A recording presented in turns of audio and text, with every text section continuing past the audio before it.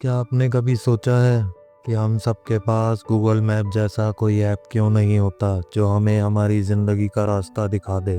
क्योंकि हमें खुद ही ठोकर खाकर गलत मोड़ लेकर अपने रास्ते तलाशने पड़ते हैं।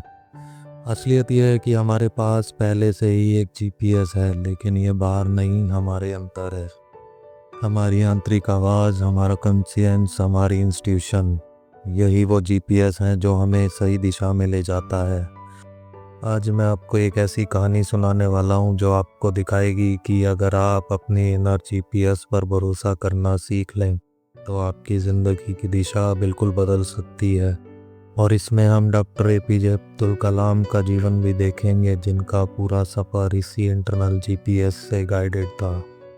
स्वागत है आपका ज़िंदगी की पहचान पर। यहाँ हर कहानी एक नई रोशनी देती है, हर शब्द दिल को छूने वाला होता है, हर पल जिंदगी जीने का एक नया अंदाज सिखाती है।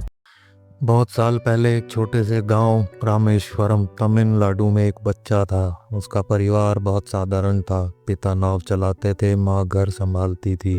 वो बच्चा था अबुल पकीर जैनुलाब्दीन अब्दुल कलाम। उसका सपना बड़ा था, आसमान छूना, लेकिन हालात उसके खिलाफ थे। ना पैसे थे, ना रिसोर्सेज। बचपन में स्कूल जाने से पहले वो घर घर में अखबार बांटता ताकि घर की मदद कर सके, लेकिन अंदर से उसे लगता था मैं सिर्फ यही नहीं कर सकता, मेरे अंदर कुछ और है, कुछ बड़ा है। यही उसकी आंतरिक जीपीएस की पहली आवाज़ थी। कलाम साहब ने कई बार फेलियर देखे। जब वो डीआरडीओ में गए तो शुरुआती एक्सपेरिमेंट बार बार फेल हुए। लोग हंसते थे, कहते थे ये लड़का साइंटिस्ट बनने का सपना देख रहा है, लेकिन उनके अंदर से आवाज़ आती थी हार मानना ऑप्शन नहीं है, कोशिश करते रहो। यही इनर जीपीएस उन्हें धीरे धीरे इसरो ले गया।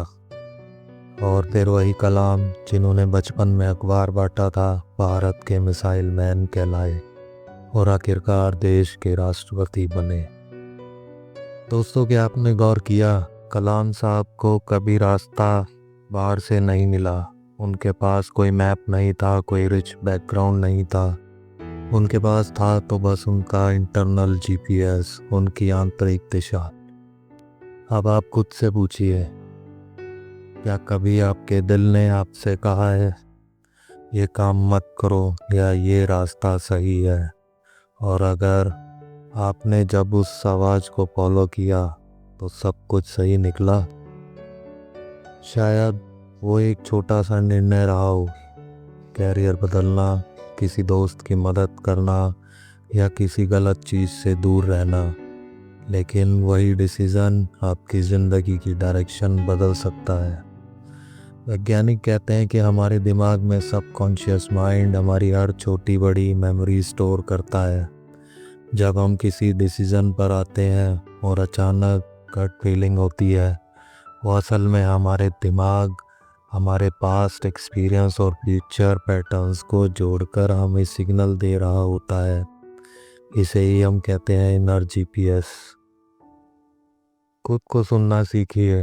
रोज 10 मिनट शांति में बैठें और अपने मन की आवाज़ सुने। राइटिंग प्रैक्टिस, अपनी गट फीलिंग्स को लिखें और कंपेयर करें कि वो सही निकली या नहीं। रोल मॉडल्स से सीखें। जैसे कलाम साहब ने हर फेलियर से डायरेक्शन लिया, वैसे ही हम भी सीख सकते हैं। क्या आपने कभी किसी गट फीलिंग को इग्नोर किया और बाद में पछताए? अगर आप अपने इनर जीपीएस को सुने तो ज़िंदगी में किस दिशा में जाना चाहेंगे? दोस्तों, डॉक्टर एपीजे अब्दुल कलाम का जीवन हमें यही सिखाता है कि आपकी असली डायरेक्शन बाहर से नहीं मिलेगी, ना सोसाइटी से, ना दूसरों के दिए हुए मैप से। आपकी असली दिशा आपके अंदर छिपी है। उस आवाज़ पर भरोसा कीजिए, अपने इंटरनल जीपीएस को सुनिए और देखिए कैसे आपकी ज़िंदगी आपको वहाँ ले जाएगी जहाँ आप सच में बिलोंग करते हैं। अगर ये कहानी आपको मीनिंगफुल लगी हो तो इस वीडियो को लाइक और शेयर करें और कमेंट में लिखें, क्या आपने कभी अपना इनर जीपीएस की आवाज़ सुनी है? मिलते हैं अगले वीडियो में एक और लाइफ चेंजिंग कहानी के साथ। अगर आपको ये कहानी पसंद आई हो तो लाइक, शेयर और सब्सक्राइब ज़रूर करें। और याद रखिए, ज़िंदगी सिर्फ गुजारना नहीं होती, उससे महसूस करना, उससे जीना ही असली पहचान है। मिलते हैं अगली कहानी में। तब तक अपना ख्याल रखिए।